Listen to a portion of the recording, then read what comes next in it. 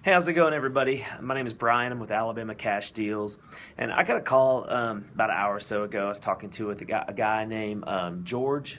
He's in Pinson. He owns a house. It's about $100,000 house. He owes about what it's worth, but there's substantial repairs that need to be done to the house, upwards of $15,000 to $20,000 worth of repairs. So he's just calling to ask if there's anything that I could do to help him. And it's tough. It really is. There are some creative things that you can try to do. One thing is called a subject to. Some investors like this method of buying houses because they get in it relatively cheap. So what that means is you're buying the house subject to the existing financing or the existing mortgage. So that it's a great way to try, if you're the homeowner that owes what it's worth, it's a great way to kind of get out and to be able to move on and try to do something else because you can't sell it.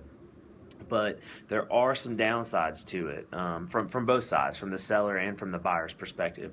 The biggest downside that a lot of the sellers see is that they're still going to own the mortgage. They're not going to own the house, but the mortgage is going to stay in their name. So what that does is it prevents them from possibly getting another mortgage if they wanted to move into another house. They can't qualify for another mortgage. That's probably half the time or more that's the case. But other things, so there's a lot of risk, I guess, if the mortgage is going to stay in your name. How do you stay protected that the investor is going to do what he says he's going to do? That's why you have to be very careful, make sure that you know who you're dealing with, get references and stuff like that.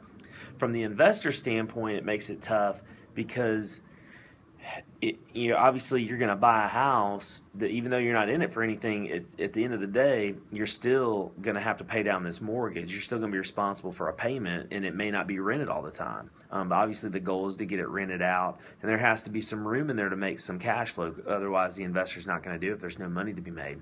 So his payment was about $650. That house out there could, once it's fixed up, it could rent for about $1,000. So there's enough room there. It's not a ton, but there's enough room there to where it might make sense for an investor. The rule for an investor is about $300. So there's a little bit of room, but the investor's going to be out the $15,000 or so to get it fixed up.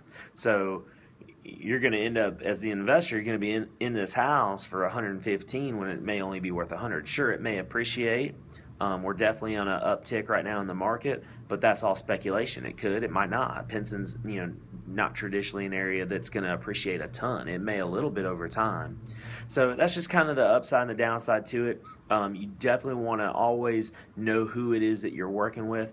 Definitely get references from any investor that you try to work with when it comes to a subject to selling your house subject to the existing mortgage. For a lot of folks, it's just scary because it's creative, it's out of the box, and you just don't know anything about it. And so definitely get the potential to get taken advantage of a little bit. So for sure, try to understand who it is you're working with. I've done one of these successfully. It's going on a year now.